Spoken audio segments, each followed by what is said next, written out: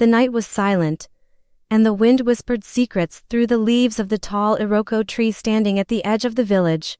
The moon watched from above, pale and knowing. Casting a cold silver glow on the muddy ground below, she lay in her bed, her body still but her soul restless, drifting between dreams and something far darker. Amahul had always known she was different, born with eyes that saw more than most, and a heart that beat to rhythms that didn't belong to this world. Her mother, Mama Thembi, warned her from a young age never to bathe under the moon, never to speak to shadows, never to walk barefoot near the river after dusk.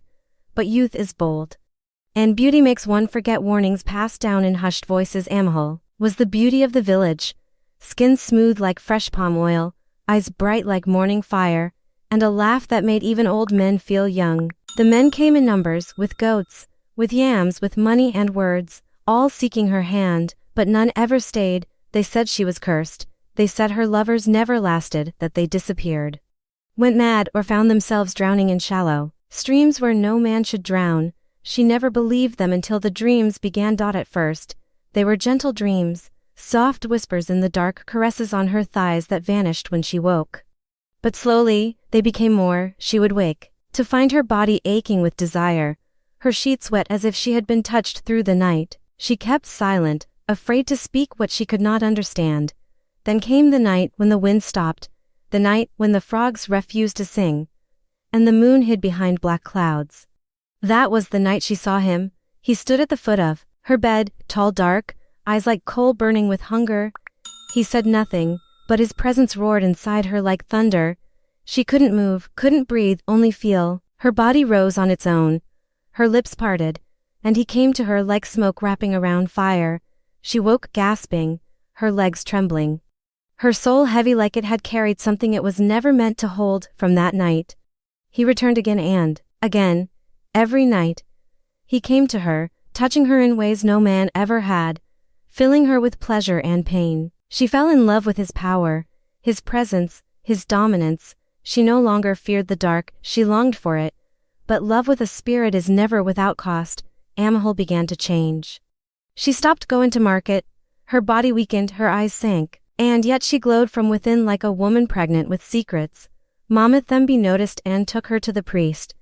The priest stared at Amahul long and hard, then asked her one question: "Who are you sleeping with in your dreams?" Amahul said nothing.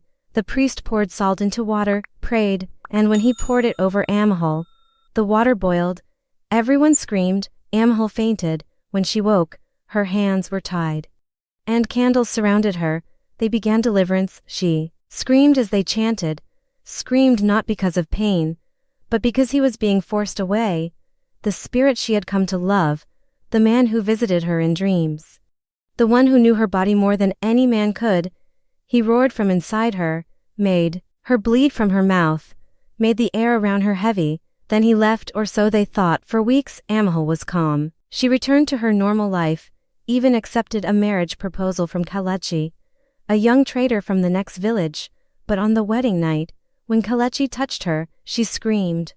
Not from pain but from betrayal. The spirit returned that night, angry. He didn't speak, he didn't caress, he punished. He threw her against the wall, held her throat with invisible hands, whispered things that made her ears bleed. "You are mine," he said. "You opened your legs for another, now I will open your soul." Amahul tried to run, but her feet wouldn't move. She cried, begged, but he only grew more brutal. From that night, he no longer made love. He came to conquer. Her body became a battlefield. Bruises she couldn't explain marked her thighs. Bite marks formed on her breasts. She cried every morning, but no one believed her.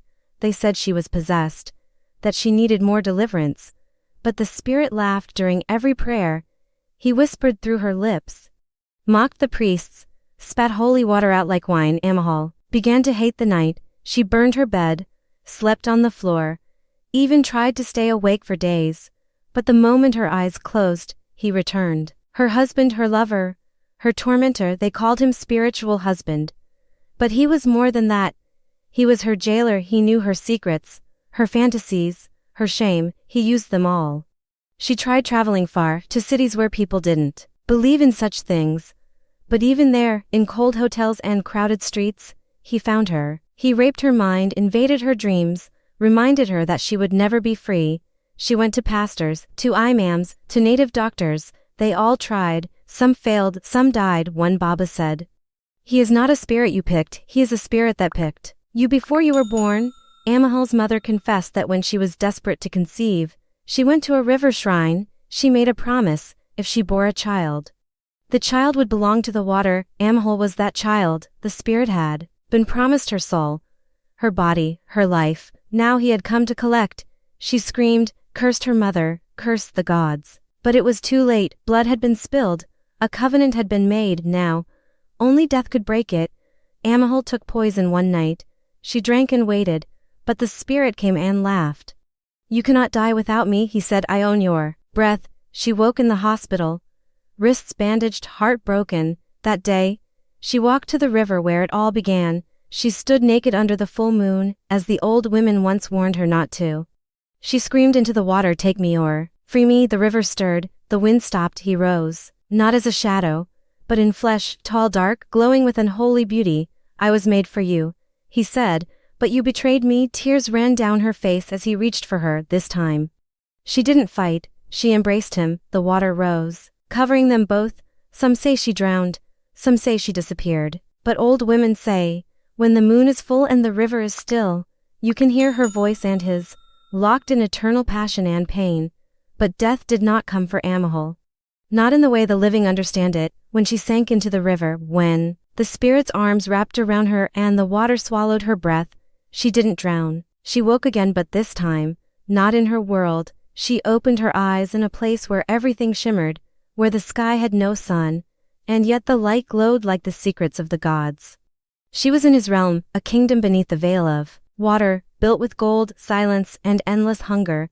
He stood before her, crowned in coral, his eyes deep with storm. "You chose me," he whispered. "You broke the world of men. Now you belong to mine." Amahul stood naked before him, her body glowing with the light of her lost spirit. She should have been afraid. But instead, she was full of fire, full of rage, full of power. "Then let me rule beside you," she said. "If I must belong to you, I will no longer cry, I will no longer bleed alone."